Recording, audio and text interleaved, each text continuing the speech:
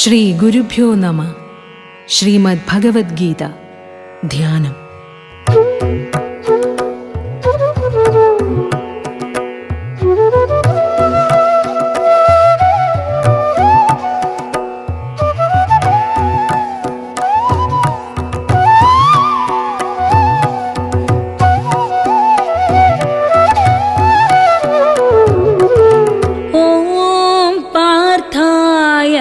प्रतिबोधितां भगवता नारायणेन स्वयं व्यासेन ग्रथितां पुराणमुनिना मध्ये महाभारतम् अद्वैतामृतवर्षिणी भगवती अष्टादशाध्यायिनी अम्ब त्वामनुसन्दधामि भगवद्गीते भवद्वेषिणी.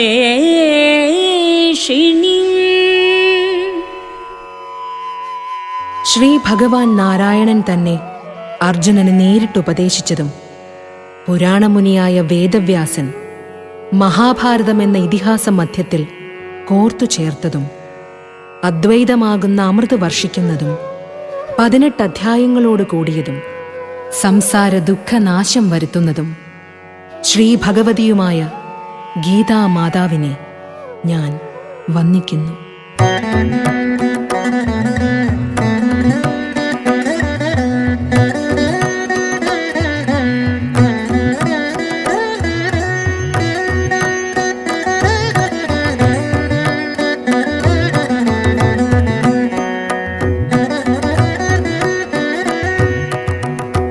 नमोऽस्तु ते व्यासविशालबुद्धे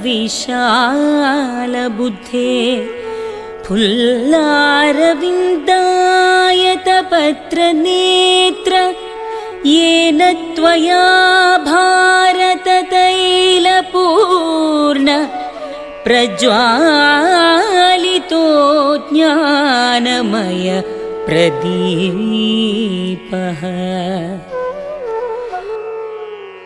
വിടർന്ന താമരപ്പൂവിന്റെ ഇതളുകൾ പോലെ വികസിച്ചതും നീണ്ടതുമായ കണ്ണുകളുള്ളവനും സത്യബുദ്ധിയുമായ അല്ലയോ വ്യാസഭഗവാൻ, അങ്ങേക്ക് എന്റെ നമസ്കാരം. മഹാഭാരതം എന്ന എണ്ണ നിറച്ച് ജ്ഞാനരൂപമായ ഈ മഹാദീപത്തെ കത്തിജ്വലിപ്പിച്ചതിന്.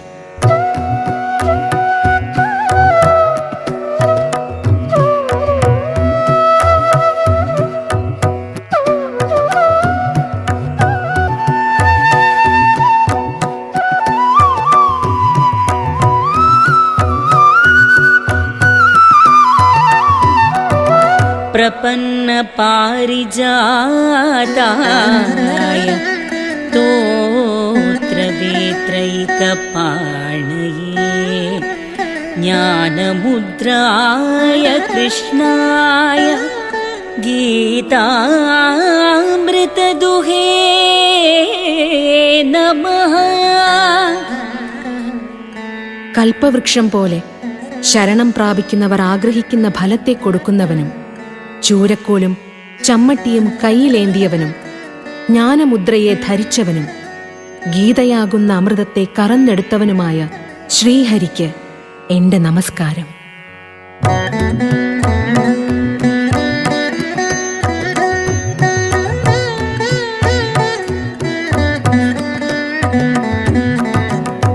സർവോപനിഷദോ ഗാവോ ദോഗ്ധാ ഗോപാലനന്ദന പാർത്ഥോ വത്സഃ സുധീർഭോക്താ ദുഗ്ധം ഗീതാമൃതം മഹത്. മുഴുവൻ ഉപനിഷത്തുക്കളാകുന്ന പശുക്കളിൽ നിന്ന് കറവക്കാരനായ കൃഷ്ണൻ അർജുനനെ പശുക്കുട്ടിയാക്കി കറന്നെടുത്തതാണ് ഈ ഗീതയാകുന്ന അമൃത്. സത്യാന്വേഷികളായ വിവേകികൾ ഈ ഗീതാമൃതത്തെ പാനം ചെയ്ത് മഹത്തുക്കളായിത്തീരുന്നു.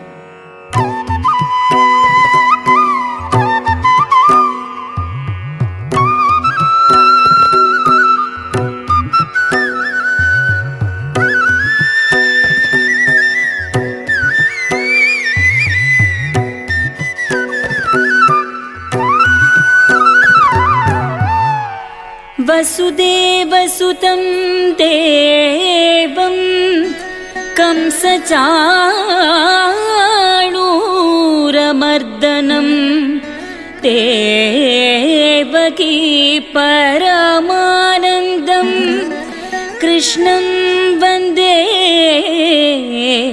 ജഗദ്ഗുരും. വസുദേവപുത്രനായി ജനിച്ച ദേവനും കംസനെയും ചാണൂരനെയും വധിച്ചവനും മാതാവായ ദേവകീദേവിക്ക് പരമാനന്ദത്തെ നൽകിയവനും ഈ ലോകത്തെ പരമഗുരുവുമായി ശോഭിച്ച ശ്രീകൃഷ്ണനെ ഞാൻ വന്ദിക്കുന്നു.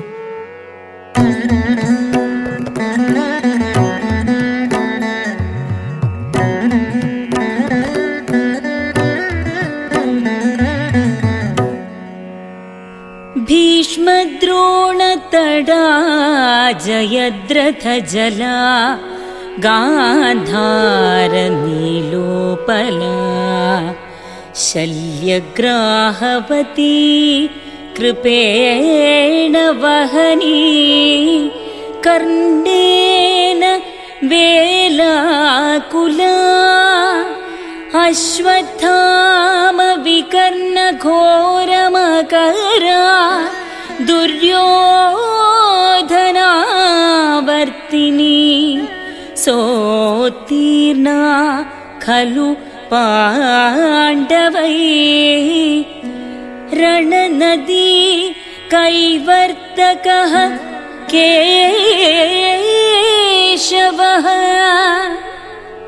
മഹാഭാരത യുദ്ധമെന്ന് പറയുന്നത് ഒരു മഹാസമുദ്രമായാൽ ആ സമുദ്രത്തിൻ്റെ 2 കരകളാണ് ഭീഷ്മ പിതാമഹനും ഗുരുവായ ദ്രോണരും. ആ സമുദ്രജലം ജയദ്രഥനായിരുന്നു. ആ സമുദ്രത്തിലെ ഉഗ്രമായ പാറക്കെട്ടുകളായിരുന്നു ശകുനി. അതിലെ മുതലയാണ് ശല്യർ. കൃപർ ആ സമുദ്രത്തിൻ്റെ ഒഴുക്കായിരുന്നു. അശ്വത്ഥാമാവും വികർണനും അതിലെ 2 മകര മത്സ്യങ്ങളായിരുന്നു. ദുര്യോധനൻ അതിലെ ചുഴിയാണ്. പാണ്ഡവന്മാരെ ഈ മഹാസമുദ്രത്തിൻ്റെ അക്കരയ്ക്കെത്തിച്ചത് കൈവർത്തനായ കേശവനെ.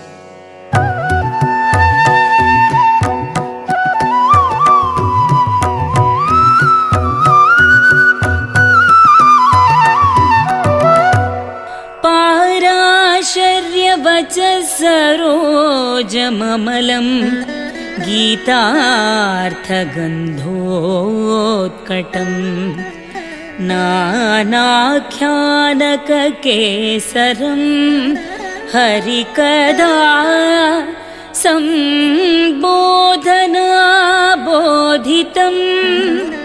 ലോകേ സജ്ജന ഷഡ്പദൈരഹരഃ പേപീയമാനം മുദാ ഭൂയാത് ഭാരത പങ്കജം കലിമലപ്രധ്വംസിന ശ്രേയസേ. കാലദോഷഹാരിയായ ഭാരത ഇതിഹാസമാകുന്ന താമരപ്പൂവ് നമുക്ക് ആത്മസാക്ഷാത്കാരത്തിന് ഉതകുമാറാകട്ടെ. വ്യാസവാക്കുകളാകുന്ന പൊയ്കയിൽ ഗീതാർത്ഥമാകുന്ന സുഗന്ധത്തോടെ, ഉപകഥകൾ നിറഞ്ഞ അല്ലികളോടെ, കൃഷ്ണഗാഥാപ്രസരമേറ്റ് വികസിച്ച ഇതിൻ്റെ മധു സജ്ജനങ്ങളാകുന്ന വണ്ടുകൾ നുകർന്ന് സായൂജ്യം പ്രാപിക്കുന്നു.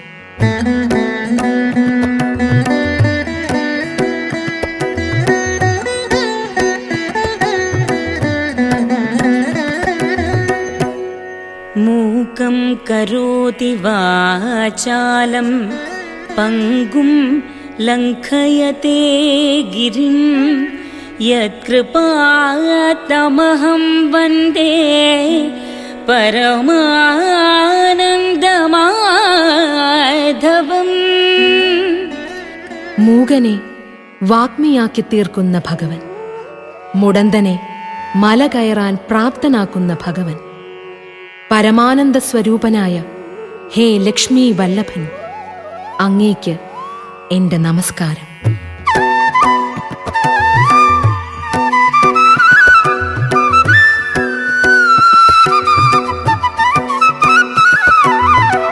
യം ബ്രഹ്മാ വരുണേന്ദ്രരുദ്രമരുതഃ സ്തുന്വന്തി ദിവ്യൈഃ സ്തവൈഃ വേദൈഃ സാംഗപദക്രമോപനിഷദൈഃ ഗായന്തി യം സാമഗാഃ ധ്യാനാവസ്ഥിതതദ്ഗതേന മനസാ പശ്യന്തി യം യോഗിനോ യസ്യാന്തം ന വിദുഃ സുരാസുരഗണാ. ദേവായ തസ്മൈ നമഃ യസ്യാന്തം ന വിദുഃ സുരാസുരഗണാ. ദേവായ തസ്മൈ നമഃ.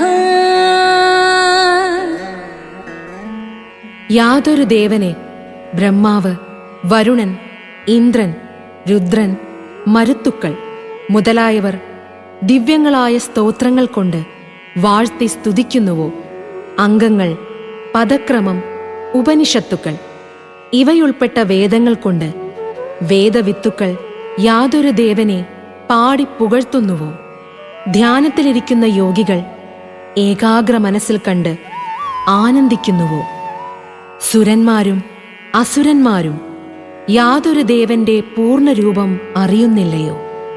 പരമാത്മാവായ ആ വിഷ്ണു ഭഗവാന് എന്റെ നമസ്കാരം. ഓം ശാന്തി ശാന്തി ശാന്തി.